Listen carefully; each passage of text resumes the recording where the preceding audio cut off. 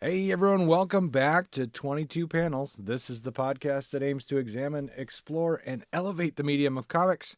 I am Tyler, and across the interwebs from me is Tad.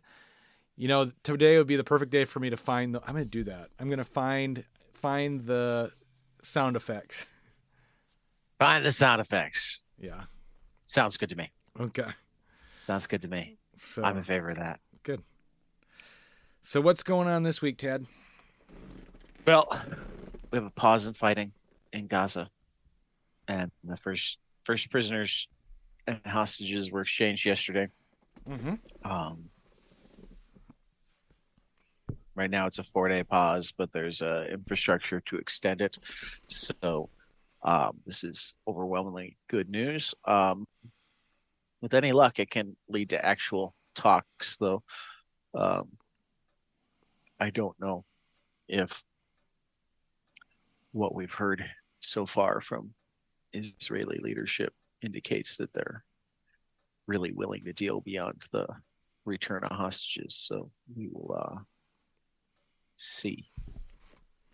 Yeah, hopefully, you know, Yeah. hopefully. Jonathan Katz at the Racket made a pretty good point yesterday um, when he pointed out that uh,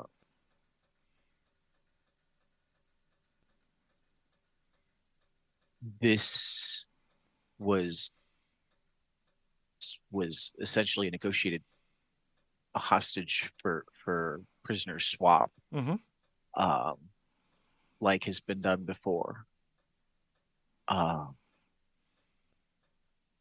and that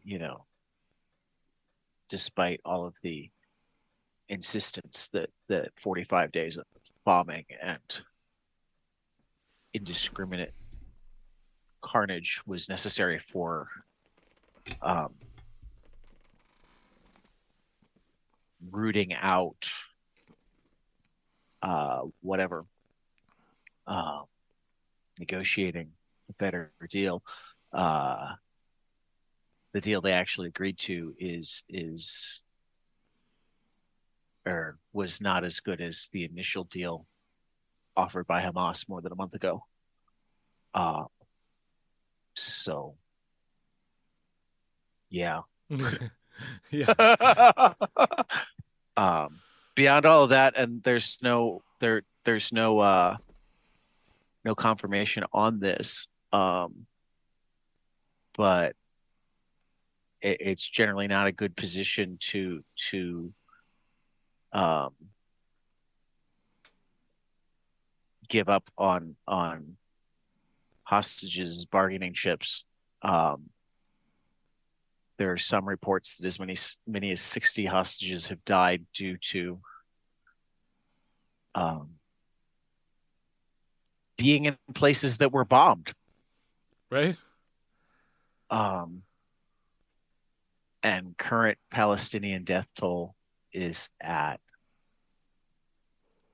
I think, 12,000, 4,000 Jesus. of them children. Jesus. Um, but the Palestinian Health Ministry has said that so many people have died and their resources are so scattered that they can't give us accurate numbers anymore. I can believe that. Uh,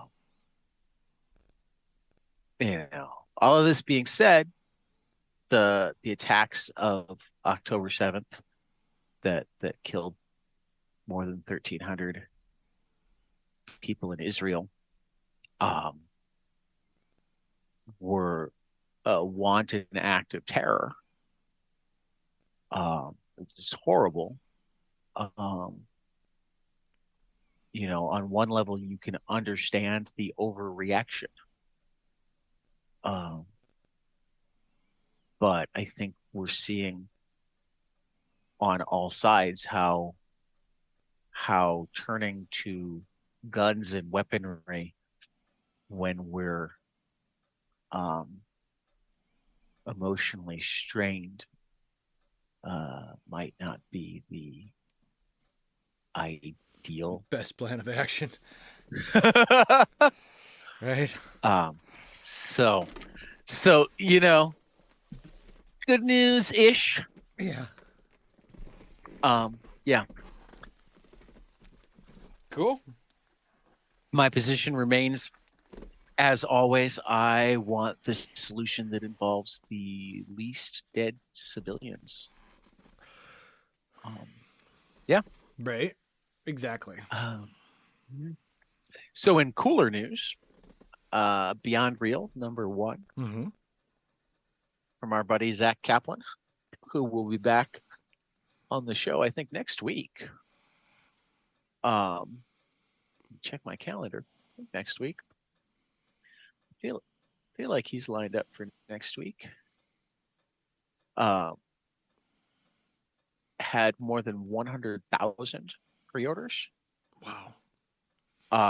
Now remember that this is um Zach will be with us on Wednesday night. This is a book that retailers were able to order, I think it was 20 or 25 copies for free. But I don't think Unnatural actually had 100,000 pre-orders, and they did the same thing on that. So this one got the word about mouth out better on that for certain. Mm-hmm. And now the follow-up question will be, what do orders on issue 2 look like? No kidding. Particularly because I've read it. I've read the first 3 issues. Uh-huh. Holy fuck, is this series good? I know. I can't wait to read it. I mean, it's starting too late in the year for it to likely be on my best of 2023 list, but I'm saying right now that it's an early front runner for like near the top of my best of 2024 list. Wow. The first 3 issues are just ridiculous. If you have time, you should try to read them before Wednesday. If you're able to join us on Wednesday, you should try to join us on Wednesday because Zach's awesome, and I don't think you've been at either of our last conversations with Zach. I can't remember if you was the first one or not. I don't think there's anything going on Wednesday. Let me just look at the joys of being done with your play. Yep, exactly. Play is done. My son just went home half an hour ago or an hour ago, so right. he. Oh, so did he drive himself out or? No, my ex-wife came here and got him. She came. Wow. She came last night since I went most of the way last time. Gotcha. Cool. Sometimes we do that where like I went to get him. I went to the Wisconsin Dells last week and back. Gotcha. That's why it took so long to get back, because that was a last minute change. And then normally I go to La Crosse and meet her in La Crosse, Wisconsin. Right. But it just didn't work out that way. So this time she came all the way yesterday and stayed the night at a hotel and then took him this morning. So cool. Yep. So all righty. And then the last piece of news is barely a piece of news. All sorts of cool comic deals at local comic shops, publisher websites, you name it. Mm-hmm. Lots of Black Friday deals. But then as well, The Beat puts together really good geek holiday gift guides. Mm-hmm. And they've started releasing them. So anybody who's listening who has geeks in their life who doesn't know how to shop for them, comicsbeat.com. Friend of the podcast, Heidi McDonald, is the editor-in-chief over there, and they do a really great job of throwing together their holiday gift guides. Yeah, so I'm looking at it right now. I encourage people to look at them. Yeah, it looks really cool. Yep, Kaya's on here.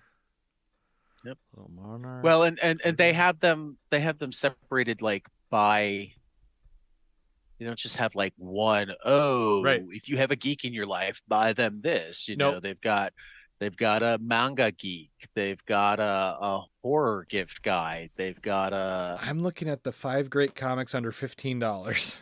yeah, that's a fantastic Barbaric Friday, Kaya, Pluto.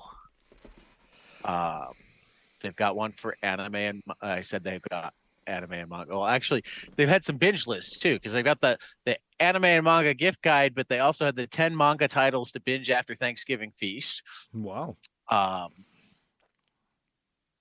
Karina Shore, the author of Silence Full Stop, put together a list of 10 women's graphic autobiographical comics. So yeah, all sorts of this is the list season and very few people do it better than the beat. That's awesome.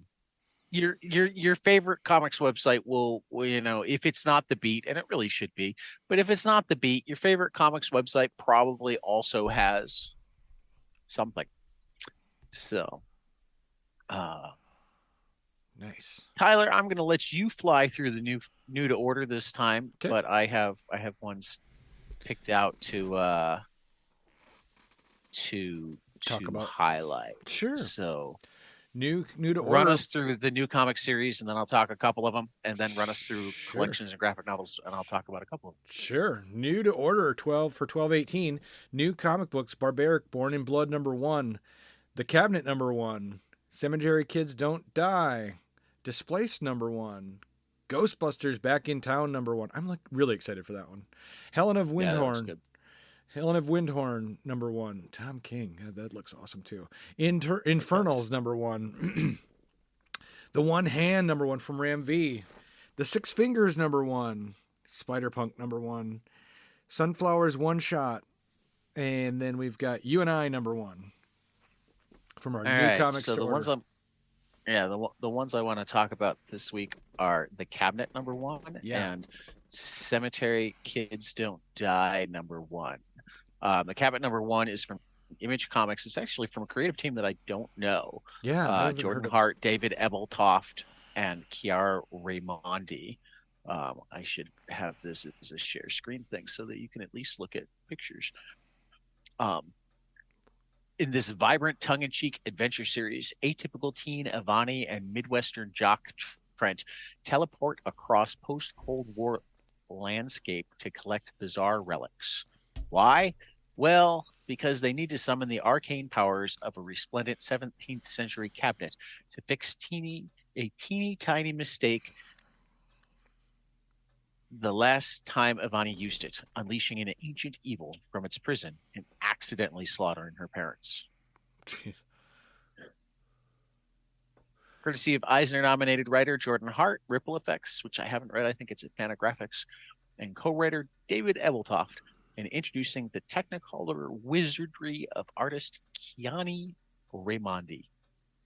And each issue features a variant interconnected cover by artist Margaret Savage. If you're into either connected covers or just variant covers in general. And then the other one that looks really good, Cemetery Kids Don't Die from Zach Thompson and Daniel Irizarry at Oni Press. Oni, since their bankruptcy reorganization last year, has really leaned back into finding some really cool creator-owned stuff. And this looks like another one. Experience the exhilarating, terrifying adventure from critically acclaimed writer Zach Thompson and blockbuster artist Daniel Irizarry. The 21st century sucks hard, but it's made somewhat tolerable by the latest and greatest media innovations.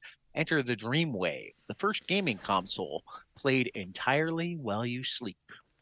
The obsession of millions around the globe is also the one point of solace for four friends known as the Cemetery Kids, who spend their nights roaming the endless maps of the most brutal horror game ever created as they seek to dethrone the King of Sleep, the Dreamwave's biggest, baddest, and most mysterious boss. Which was fun. until one of them doesn't wake up and finds their consciousness locked inside a horror game that is anything but imaginary. Now the three remaining cemetery kids must navigate a forbidden landscape to rescue their friend and pray that the secret lurking at its center doesn't follow them home. At the farthest edge of human perception, where science fiction and horror collide, experience 2024's most exhilarating, terrifying adventure, downloaded from critically acclaimed writer Zach Thompson and blockbuster artist Daniel Irizarry. Okay. Overall, I think that's great copy, but leading and finishing with critically acclaimed writer and blockbuster artist, not even coming up with like new adjectives. Yeah.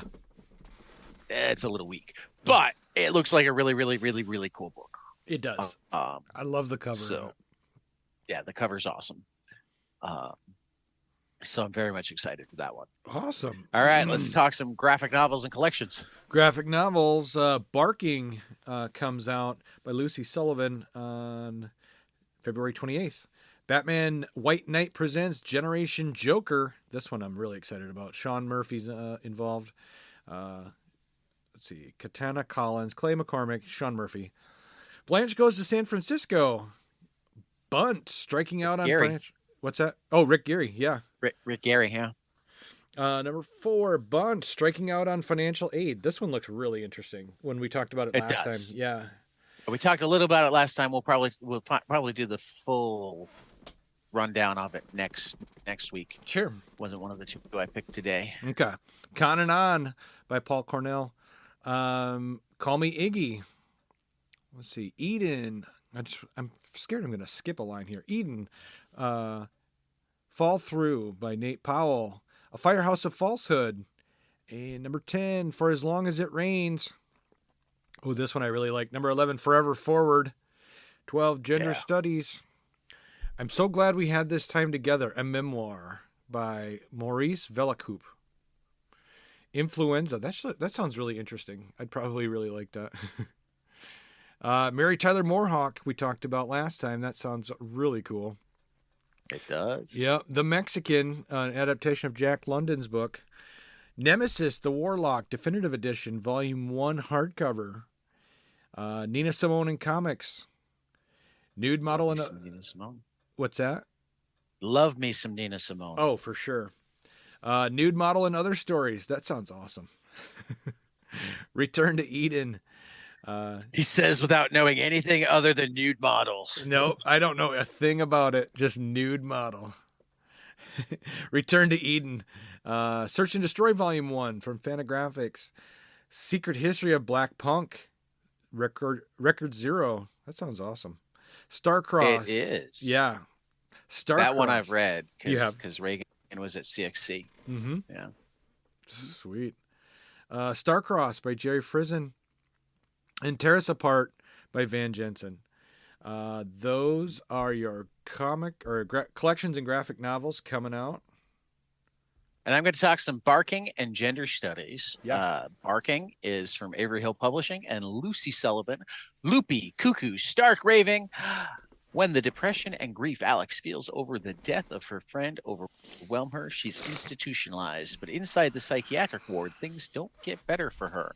Now she has nowhere to get away from her rapidly spiraling thoughts. As Alex navigates disinterested attendance, group therapy, and isolation, she must build herself a new equilibrium and tame the black dog of her depression. Inspired by her own struggles with mental health, Lucy Sullivan tells a powerful emotional story about the problems that sometimes overwhelm us all and the failures of the mental health system we depend on. That sounds really awesome. It does. And I like Lucy Sullivan, so I'm looking forward to this one. I told you last time that the Gender Studies is I love the cover. A little different than one might expect. So here we go. Gender Studies: Confessions of an Accidental Outlaw from Rosarium Publishing. Ajuan Mance gives comic treatment to the challenges, complexities, and occasional absurdity of life at the crossroads of race, gender, and geekiness. This graphic memoir answers important questions like how many preschoolers have to mistake you for your dad before you actually start to forget your own name? If a black girl is awful at double Dutch jump rope, is it a reflection on her gender identity, racial identity, or both? And is a viola player a gender or just a sexual, or is viola player a gender or just a sexual orientation? Ajuan Mance's Gender Confessions takes up each of these questions and more as it invites to share in those moments that mark the path of a gender explorer. You're right. That is different. Viola February player, 7th. a gender, or Yeah. just a sexual orientation. Or just a sexual orientation. Yeah. So I'm looking forward to this one. The cover's set up like a composition notebook. Yeah, with stickers with all over. stickers on it. Yeah, I love it. Right. February 7th, $9.95. Yeah. I feel like this is going to be a worthwhile read. Yeah, so. For sure. I'm definitely going to pick it up. Anyway, final order cutoff. We've got Adventure Man, Ghost Lights #1 from Matt Fraction, Terry and Rachel Dodson. From Image Comics, comes out in January. Yeah, this is actually the third volume, but the first two volumes are great. Mm-hmm. People should go read them. And I'm so happy this is coming back. Yeah. And then I broke our #1 rule because this one is a series of one-shots, and this one was delayed a little bit, and it's from friend of the podcast, Ramon K. Perez, with the art. Deep Cuts #4, the fantastic jazz love vignette Deep Cuts, series yeah. From Kyle Higgins and Joe Clark and a rotating cast of artists. Is on final order right now. Both of these books will be available January 10th. And then the new Kickstarter, I'm plugging the hell out of it because, makes me so happy. The official Santos Sister fan club is underway on both Kickstarter and Indiegogo. I should pulled up the list earlier, but I forgot. Mm-hmm. So give me just a sec. No problem. There we go. So rewards are for $8, you'll get just the base cover of the third print of the Santos Sisters, that much sold out, hard to find. Santos Sisters #1. Right. $18 gets you your fan club package that includes your third print of issue #1 of Santos Sisters, an official membership card, stickers and swag, and a poster. Nice. And then what I went with is there is a fan club package that has all of that, plus a Greg and Fake sketchbook. Oh, nice. For the years 2021X to 22Y.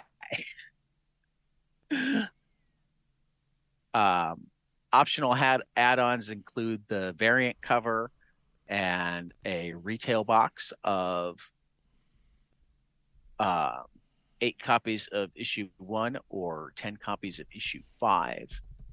I may have ordered the retail box for issue 1 and reached out and asked them about whether or not they still had retail boxes available of the Halloween special. We are definitely in with the Santos Sisters. Right. So yeah. If you want to be part of the official Santos Sisters fan club, now is your opportunity. The membership will also make you eligible for exclusive discounts on future Santos Sisters merchandise and events. So yeah, that's awesome. I'm definitely going to be backing that Kickstarter. Definitely worth.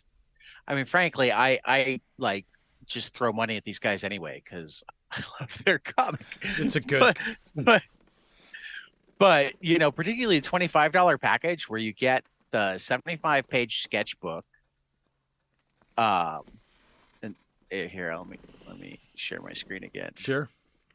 You'll appreciate the art. Look at this. Oh, I like that sketchbook cover. Well, take a look at the art too. Yeah, that's really cool. Ooh, the stickers look awesome. The stickers, the official fan club card, the poster. Wow. And limited edition poster that I don't think they've actually is this. I wonder if that's the final art or if it's yeah. I don't know. But so yeah, I am all in on this. So great. Yeah. That looks awesome. Yeah. So should we get into our 3 amazing new books this week? What'd you like this week? Well, I know it's kind of redundant because last week we were doing our kind of a great responsibility. I mean, but it's so good. Black Hammer #4, or Black Hammer the End #4, excuse me, from Jeff Lemire and Malachi Ward out on Dark Horse. It's just so good. Anti-God is coming back, and yeah. I love seeing Golden Gale as a middle-aged, right? We finally I know I missed a lot because I didn't read the Reborn series and stuff like that. But you get to see Golden Gale as a middle-aged woman, and she's just furious that she was tricked again into staying as a kid for so long. All right. Well, wouldn't you be? Yeah, exactly. Lucy Weber is trying to give up being Black Hammer. It's just all kinds of awesomeness. Yeah, it's awesomeness. And Malachi Ward's art is great too. I know it took you a moment to get used to it, but I am coming around to it. It's just what's the word for it? It's different. It's not simpler, but to me it feels it's different. Yeah. It's just different than Dean Ormstrom. Well, I mean, among other things, that they're both. What I love about Ormstrom, it took me a while to peg it. It's like a mashup of indie comics, like a Jeff Lemire, Roughneck, etc., and Golden Age comics. Whereas Malachi Ward, I feel like, is a mashup between indie comics and 90s comics. True. Yeah. Which, if you think about the story arc, that all makes sense too. So, yeah. Yep. My second pick was my third pick. This was so fucking good. Holy Roller #1, Andy Samberg, Rick Remender, Joe Troman, Roland Boschi. Did you read the letter at the end? Yeah, I did. I've got it right here. I did. It's like the anti-Tom King letter. Yes, I thought that too, that Tom King put this great letter of inspiration at the end of his. And Rick Remender wrote a letter about Andy Samberg, threatening a studio exec. Should I read this? It's long, but read from the part where it's Kingpin meets. Okay. Andy eventually called in the mysterious studio head who just fiddled around on his phone like a teenager who couldn't pay attention to shit. Joe quickly had enough of that and barked right in his face. Kingpin meets Inglourious Bastards meets Batman. Equal parts action and humor in a special introductory issue with 42 pages of story. 2 issues for the price of 1. 3 writers for the price of 1. Same great low price. Andy stepped in, kicked the old man in the turkey giblets, held him firmly to the ground, slowly inched close enough to kiss him, and without making contact, snarled the now famous line, "You want a comic book about a vigilante hero who smashes people's face in with a bowling ball? You are in luck, bruv." I love it. Oh, that's awesome. Yes, you're right. This letter, And it pretty well describes, it was awesome when the guy flipped out and just started beating the shit out of these anti-Semitism dudes yep, with yep, the bowling ball.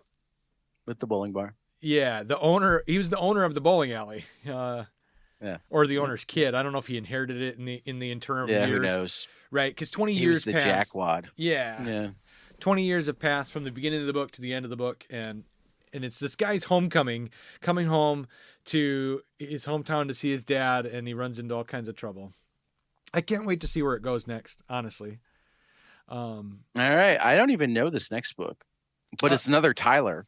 So now we can have 4 Tylers in our all Tyler, yeah. or 5 Tylers if we count you. Here's the. I don't know if you saw it, but here's the cover for Lunar Lodge, and Cool. we don't really know what's going on there yet. There's this like kind of secret society that's gathering at the Lunar Lodge for this eclipse. Tyler Marsica Yeah, Tyler Marsica. Yep, this is. and Mirko Kolak.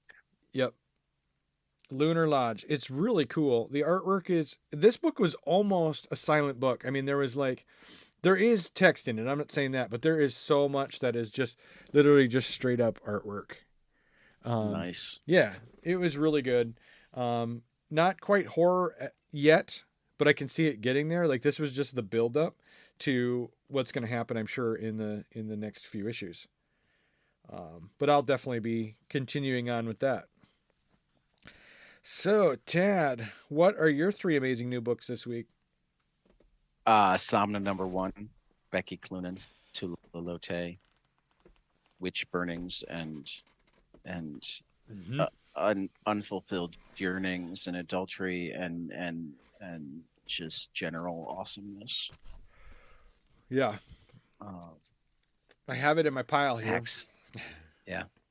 Hack / Back to School #2, Zoe Thorogood taking on Cassie and Vlad in their school days, and yeah. And then Holy Roller #1, Andy Samberg, Rick Remender, Joe Troman, for all the reasons we already listed. Though it was so hard to leave Wonder Woman #3 off my list. Was it? Tom King continues to kill it with the Wonder Woman story, but the backup story was ridiculous. I'm just going to show you one image from the backup story, Tyler. Sure. Where we meet Lizzie, who's a very young Amazon.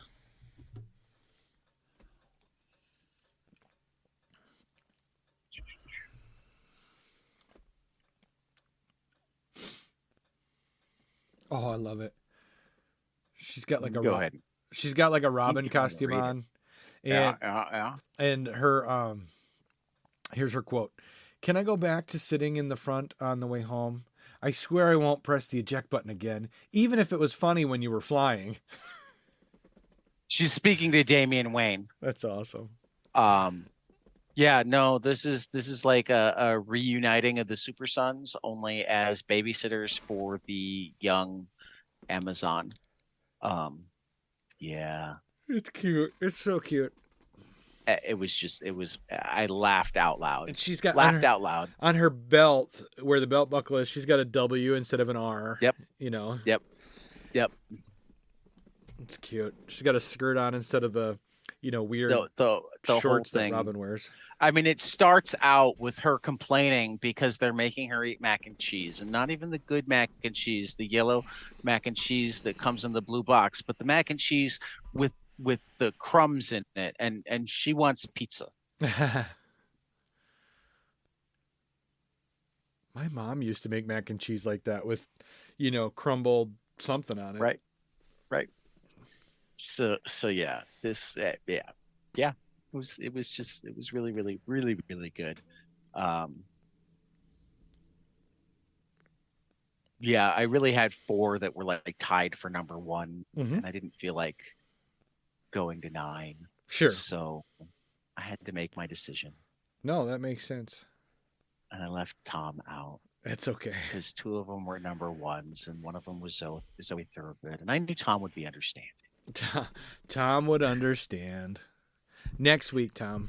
Well, I mean, particularly after we gave so much love to Animal Pound last week, Yeah.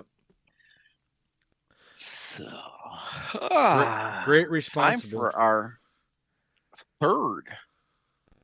third Thanksgiving 22 panels, where we just reflect on what we're thankful about this year, particularly in comics, but other places too. And neither of us have taken any notes, so we're completely riffing it here. Yeah.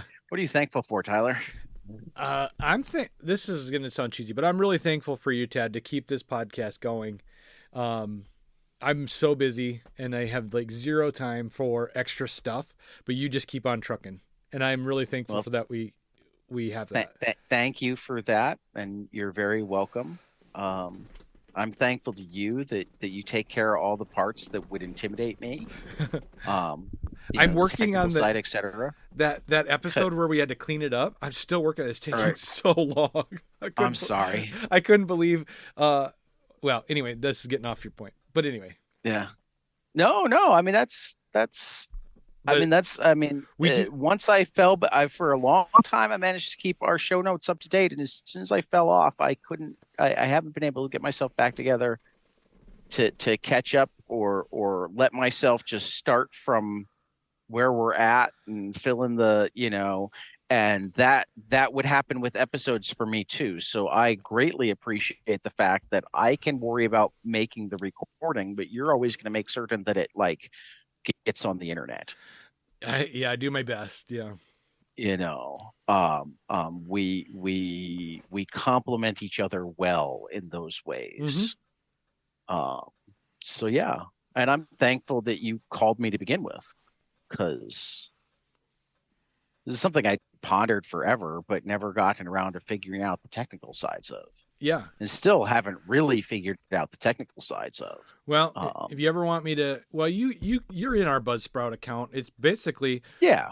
No, I mean, I think I've figured out the Buzzsprout side, and that means that if I decided that I didn't want to edit anything, I could just upload the raw audio, the Zoom raw audio, that sort of thing. So, I mean, if I ever had to, I'm certain I could manage to continue going on, but it still goes way into my anxieties. So I love that it doesn't go into yours. And that end of it, the audio editing end of it, is the side that I really like doing.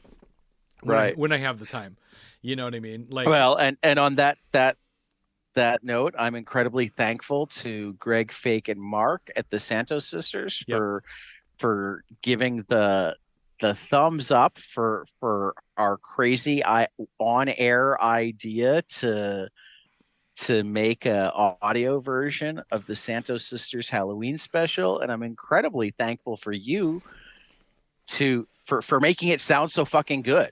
I didn't do anything. You recorded it all. I literally you did the background music and the editing, and true. You did a lot. It was, that's not what I meant.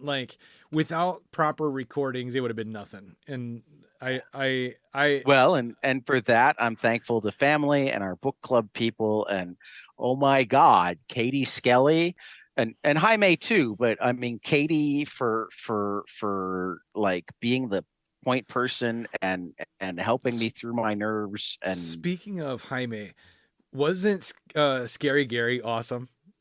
Oh yeah, he killed it. Yeah, he killed it. He just dropped in and boom, boom, boom. He's like, "How you doing?" There's that one line where he's like, "And this is my associate, Scary Gary," and he's like, "How you doing?" It's perfect. Right. Oh, it was so amazing. Yeah. I'm Bloody Mary. I've listened to it so many times. It's just in my head. I'm Bloody Mary, and this is my associate, Scary Gary. It's just awesome. Right. Yeah. No. It's so good. I'm thankful for the entire comics community. It still blows my mind all these years. Well, not all these years, but 2 years into this, that So many creators are so generous with their time. For sure. Um, Um, not just coming on to do interviews, but responding to emails, talking to us at cons, um, joining us for book clubs. I mean, that's something that I never even like imagined until I went, I'm going to try this. And then it worked out well enough that we have how many now? exactly. You know, yeah, it's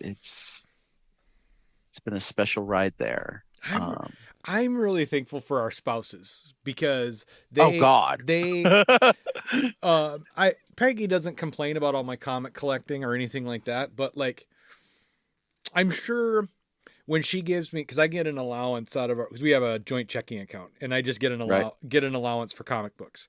I'm right. sure she could come up with 150 different ways to spend that money every week instead of me spending it on comic books. You know what I mean? But On the flip side, she's probably thinking like Kelly does sometimes, which is like, well, at least he's not spending it on booze.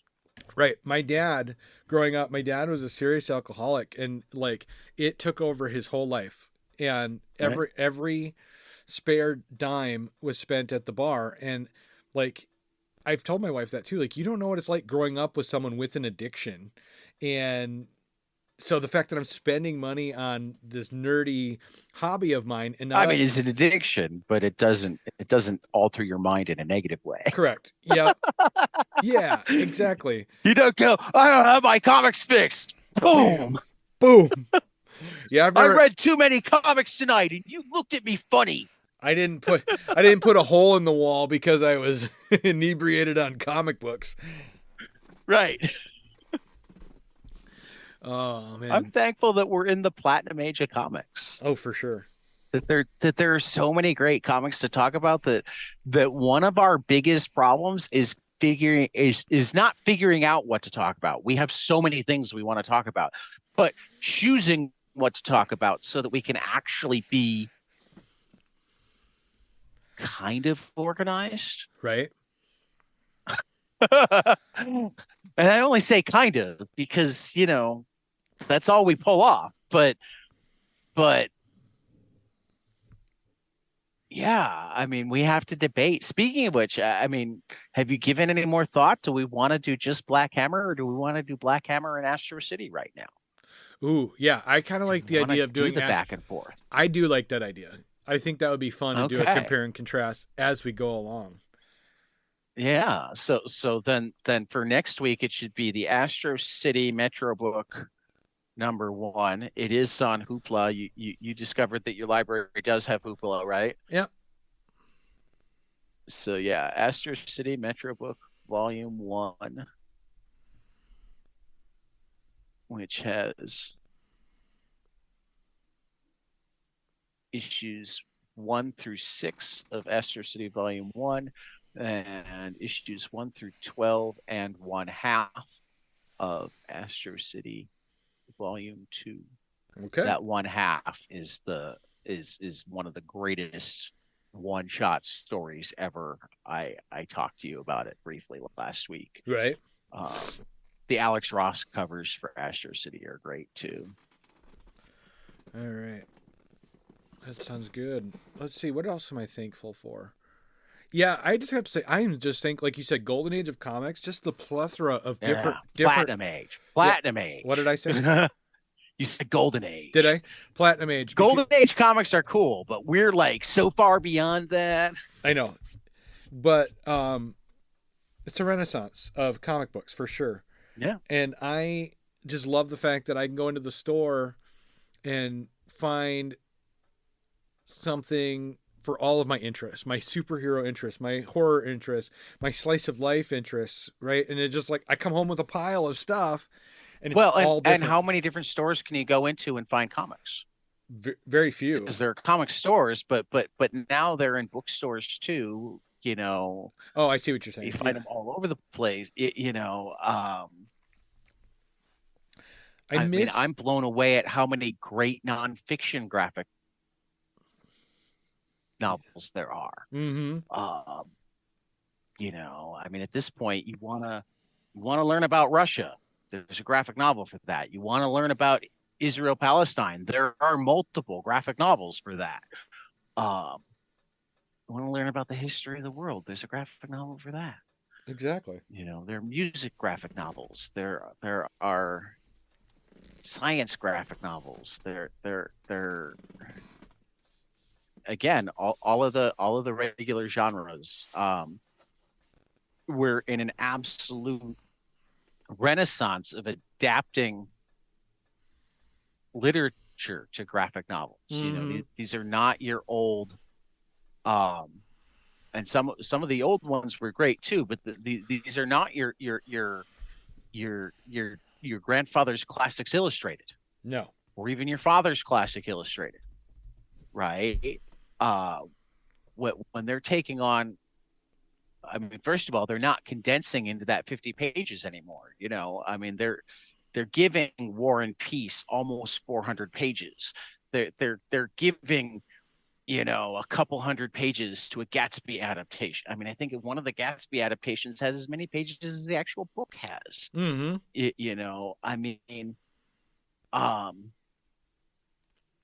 but they're breathing incredible life into them. And then you've got the secondary thing, which is the rather than straight adaptations, the like genre adaptations or the time, taking Gatsby and making it modern, taking Gatsby and making it sci-fi, taking Count of Monte Cristo and making it sci-fi. Exactly. Shakespeare, yeah, I mean, and they're global. We've explored European comics, we've explored Japanese comics. We should do some Korean For sure. comics. Mama has some great stuff. There's some great Argentine comics, Brazilian comics. I mean, they're great comics coming. I've got a Kickstarter book that I ordered that I just filled out my shipping information for. So hopefully it's coming in the next month or so. That's African folklore done by African artists. Oh, that's going to be awesome. Right. I mean, yeah, so many. Yeah. I mean, I'm particularly to do a comics podcast the way we decided to do this, where we're not featuring a genre, we're not even sticking to comic shops. We're really trying to look at the medium. There's so many people doing so many different things with the medium. uh-huh. I mean, we picked the perfect time to have this philosophy. Yeah, I agree. And I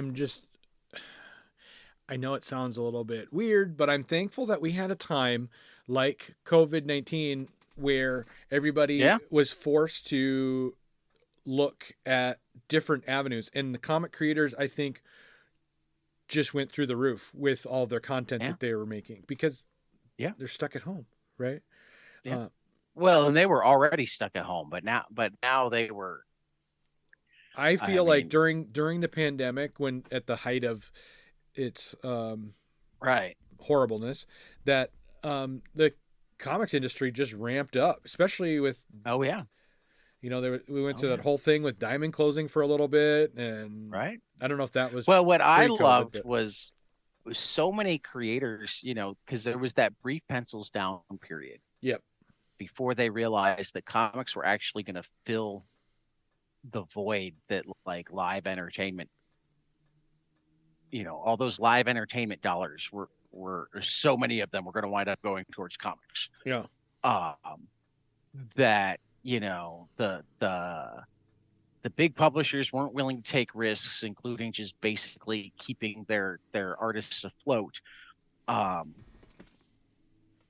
though DC actually did a better job than Marvel during that time. DC did a lot of commissioning of short stories to publish yeah, they digitally did. first.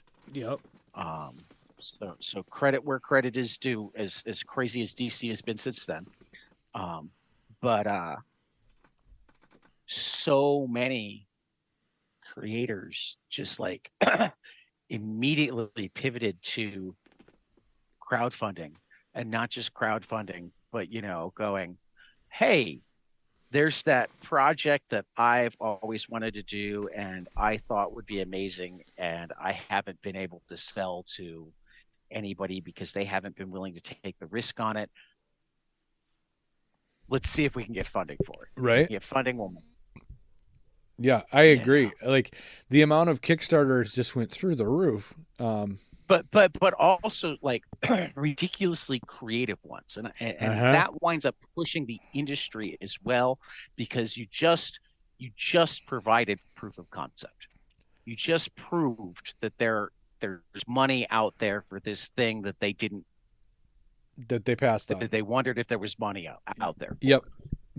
And it's great for the labels to look at a Kickstarter and see how well it's doing and be like, we have to get on board with that, right? Whether it's Image or Dark Horse or whatever. Well, but it's also started, slowly, but it's started driving, unionization in comic shops, not anything with creators yet, because there's some legal issues with pulling that off. But there are a number of different, Image Comics was first. I think Drawn and Quarterly recently unionized, where the actual like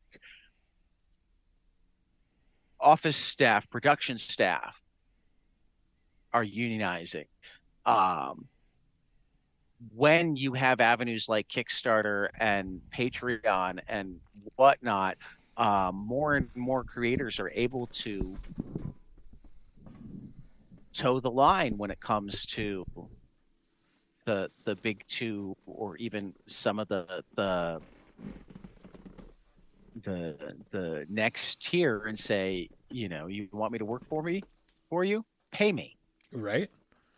Pay me. Don't have me give you my blood, sweat, and tears, and you take all the benefits.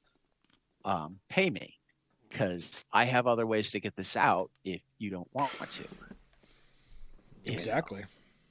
You make my life easier by taking care of some of those ways, and I'm willing to give up some profit, and or hopefully we reach a bigger audience because you've got a bigger footprint. Mm-hmm. But if you're not paying me, I'll do it in a way where I get paid. Right. You can. Exactly. I love it that it opens avenues for creators to still put themselves out there, even if they get turned down at a publishing house. You know what I mean? I love that. But right. All right. Well, yeah, that's a lot to be thankful for. I'm thankful for so much.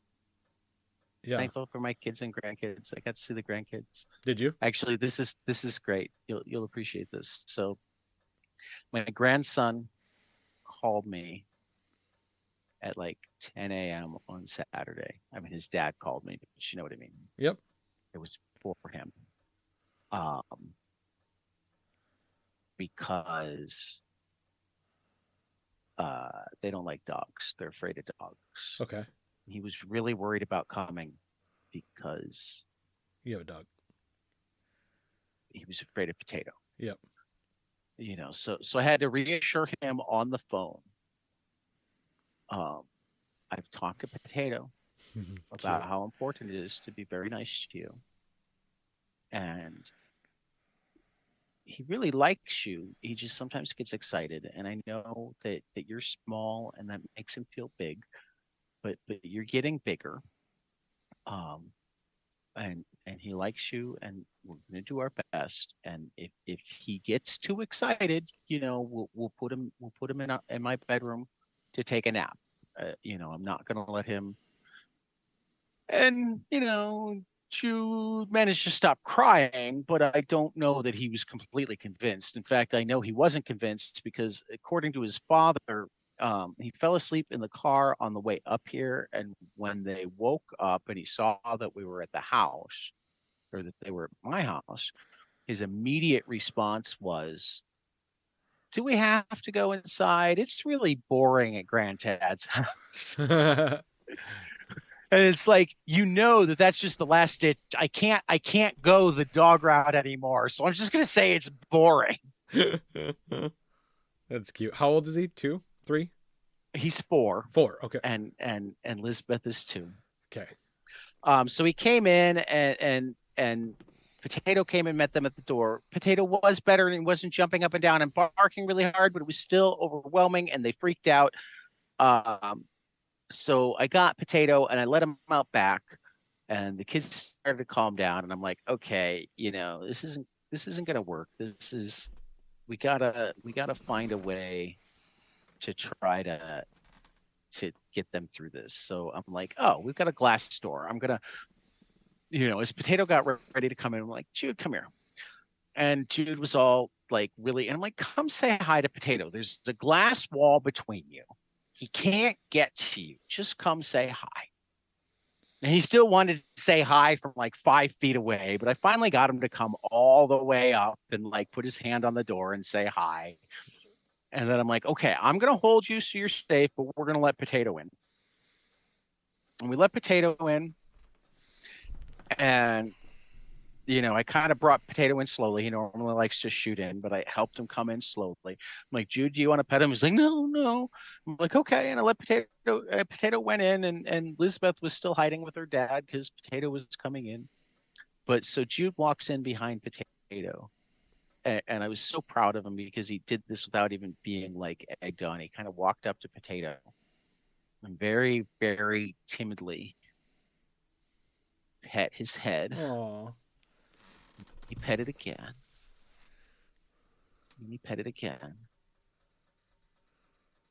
Then he walked over to me and said, I pet Potato. And he said, yes, he's good. He's a good dog. And I'm like, yeah, he is a good dog. He's my best friend. That's awesome. And Lisbeth took longer.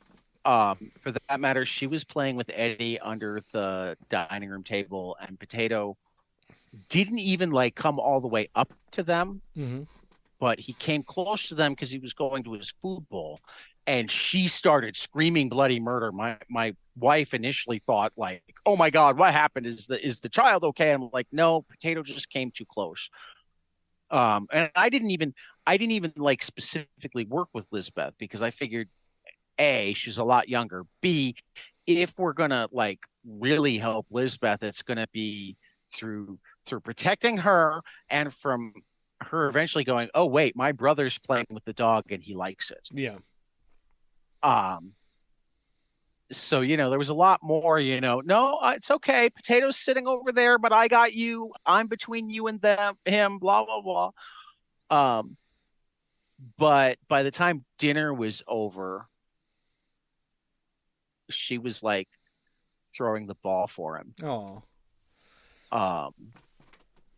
And by the time they left, Potato was like hiding, sticking his head in the couch because he was so worn out from playing with the 2 little kids that he's like, Uncle. I give up. So yeah, in the span of an afternoon, my grandkids went from terrified of dogs to good friends with my dog Potato. That's awesome. So I'm thankful for that. Yeah. So I'm thankful I got to have both my kids here at the same time. Yeah, that's pretty cool. Having having children with 2 different women has been super difficult because one, you want your kids together all the time. You know what I mean? Right. But it doesn't work out that way. And my kids are 13 years apart, so they don't really relate well to each other. To me, there's 2, right? I desperately want to bring that. I mean, they probably barely think of themselves as siblings. Sean, I think, has a hard time seeing Raina that way, because she's just an annoying 5-year-old, right? And Raina probably looks at Sean more like an uncle than a sibling. Exactly. Even if she calls him a brother. Yep. The relationship is more the uncle that visits every once in a while than. Yep. So having Sean here to have time to snuggle with Raina, we've been watching the Harry Potter movies throughout this break. Okay. Because Raina's never seen them, and we're like, we could probably introduce her to the first couple, right? Right. And so they had this great bonding experience of snuggling on the couch watching Harry Potter, and her asking Very cool. a million questions, right? Cool. So, anywho, I suppose we better keep moving this along. I'm looking at the probably. Well, that's what we're grateful for this year, and there's so much more. We hope everybody's had a great Thanksgiving, and I mean, one of the things I like to remind everybody for all the crazy, painful stuff we see in the world, for most of us, we're doing okay, which doesn't mean we shouldn't care about that crazy stuff, because we want as many people to be doing okay as they possibly can. But how cool is it that we live in the first country in the world that decided to have a holiday just to express our gratitude for what we have? Right. Yeah, it's awesome. Yeah. So yeah. Cool. Well, should we get to our three books we hope will be spectacular next week? Absolutely. Because next week we've got a barbaric one-shot, Wrong Kind of Righteous, Nicholas Eames joining Michael Morisi and Nathan Gooden. And apparently we've got another talking weapon. So I'm really looking forward to that. Issue 16 of What's the Furthest Place from Here? Matt Rosenberg, Tyler Boss. I just love this series. It's good. Yeah. Issue 2 of Rich Dueck and Alex Cormac's Drive Like Hell. Man, they're quick. I think Drive Like Hell just came out. That's awesome. Yeah. I think it was actually a month ago. It's just been a fast month for us. Oh, yeah. Because I'm like, that flew by. Yeah. And Breath of Shadows wasn't that long ago, and that's what really makes it feel quick. Yeah, those two are just on it. Then the digital version of Conan the Barbarian #5 already came out, so I can say that I know that it's spectacular. That's awesome. That's Doug Braithwaite taking over on pencils for this book. Also, anybody who's still a trade waiter for Saga, what the hell is wrong with you? But if you're a trade waiter for Saga, Volume 11 is out this Wednesday. Which means by next Saturday, I will have no compunctions about any Saga spoilers. No. Anybody who doesn't know by next Saturday, about what's going on. You've got one that I thought about on my list. Yeah, I bet I can guess it's number 2. All right. Yeah. So, I'm really excited for that saga actually, because I started when we started the podcast and Saga came back. That's when I started buying it in issues. So now I got to finish I have a few of the early graphic novels. So now I got to finish the graphic just so I can have the whole collection at some fashion. I have Saga in too many ways. Are you going to buy volume 11? Of course. Yeah, you got to. And then, in a little while, I'll buy the 4th hardcover. I haven't bought the phone book size compendium yet. That's like the only Saga. Well, actually, I did buy the compendium digitally. You did? I did. Yeah, I buy Saga in many different forms. Okay. Brian and Fiona can have as much of my money as they want. That's awesome. All right, so my books I hope will be spectacular. Number 1, I've been waiting for this one because it's been on my list a couple times. Giant Robot Hellboy #2. Mike Mignola and Duncan Fegredo, from Dark Horse. Fegredo, yeah, I think so. From Dark Horse. This one I'm really excited about. Howard the Duck #1 from Chip Zdarsky and Daniel Kibblesmith. It's a one shot. It's the 50th anniversary issue. Joe Quinones. But Zdarsky did great on his Howard the Duck run, and I just love Howard the Duck. Period. So yeah, I'll change that I to one am shot. Excited. Yeah.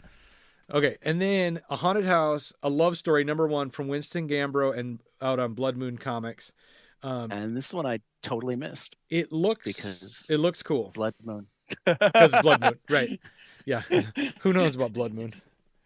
No, it's not even that. It's it's a horror comic. Yep. This is a Tyler book. I glanced at it and went, okay. If Tyler loves it, I might go find out about it, and I might not, because it's the Platinum Age of comics, and I can't keep up on everything. Exactly. Wouldn't that be great if this was our full-time job and like throughout the week, all we had to do was read? Wouldn't that be awesome? I mean, I love my full-time job, so yes and no. But I did say that I would really like it if we found some way where we could just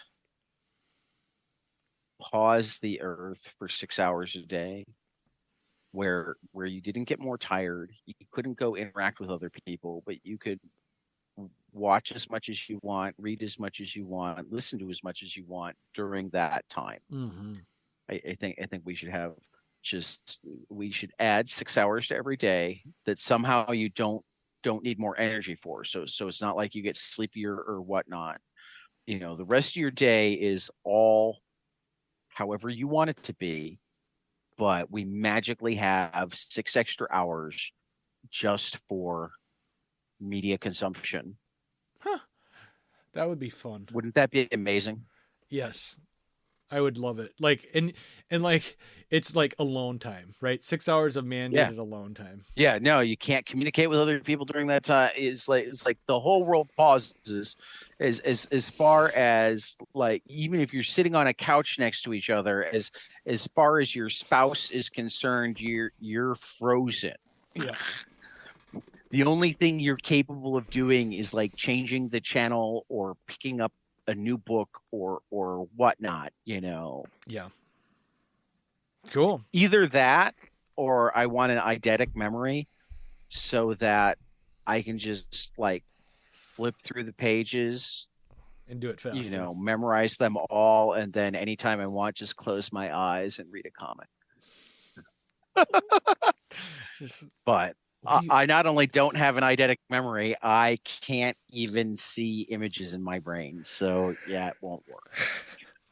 Well, those are our comics this week. Thank you guys for listening. We really appreciate it. We hope you guys. And if anybody figures out that whole time pause thing, I'm totally down with it. Let me know. Even if it's in the sex criminals way, if you find a way that I can orgasm and pause time to read a book, I'm down with that. Same time. Oh, that's awesome.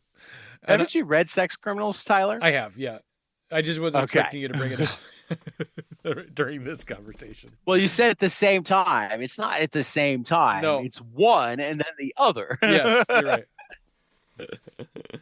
Okay. Guys, thanks for listening. We hope you guys had a great holiday, and we will see you again next week, and we'll catch you guys after the next page. Later. Hey guys, this is Tyler from 22 Panels. I'm here to tell you all about our Patreon. If you enjoy this show, please consider donating to our Patreon to keep this show going. We have many different tiers, all different levels to help you decide what's right for you. Okay, so get on out there to patreon.com/22 Panels Podcast.